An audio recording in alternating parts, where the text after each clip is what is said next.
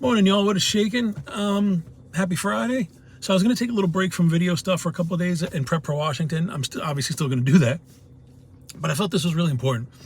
I've had multiple conversations with a couple of different people, different walks of life. That their conversations helped me greatly, and I feel like this could help them. Honestly, I think it saved my life and it saved my sanity.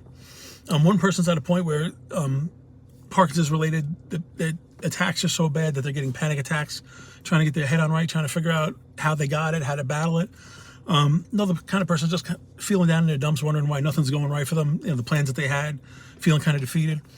All I could say is I've been through both of those things. I feel your pain, I've been there, and I know what you're going through.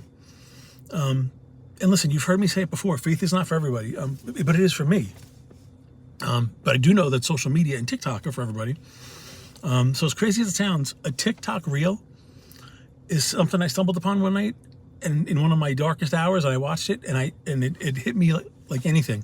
And I watch it every day as a constant reminder. And it's become one of my favorite Bible verses. I'm probably going to get it something tattoo related.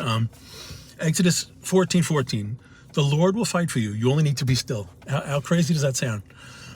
It's basically God's promise to protect and deliver in your times of trouble. The funny part is initially I found a lot of humor in it. With somebody with Parkinson's, the Lord's telling me to be still. I was thinking, oh great, even God can't help me. He's asking me to do something that I can't do. But it took a couple of days, and I was praying on it and thinking on it, and I realized he didn't mean it in a physical sense. It was about being still in your heart and your mind. Like people that truly care about you, they'll tell you your Parkinson's symptoms, the exterior symptoms, they don't define you. It's a part of you. It doesn't define you. You're what you view as a disappointment, no matter how the world views it, it doesn't define you. It's what's in your heart and soul. So I was going through a pretty rough time for a long time. I admittedly put myself there, nobody to blame but me.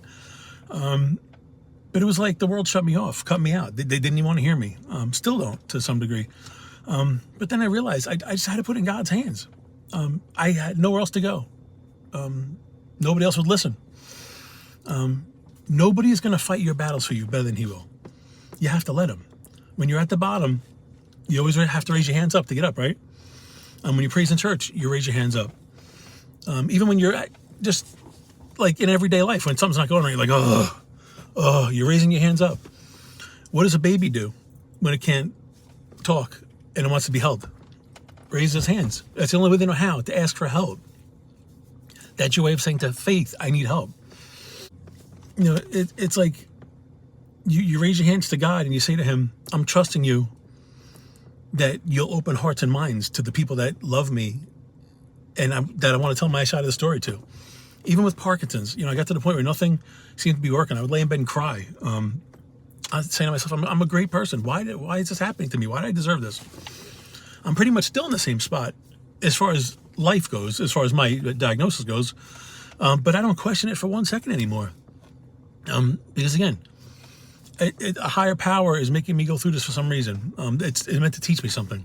My life has gotten so much better since I broke down the walls between me and my faith and let in the biggest ally that anybody could ever ask for. Nobody's going to fight your battles for you, your hard times, better than him. If your successes haven't come, it's because it's not on his time.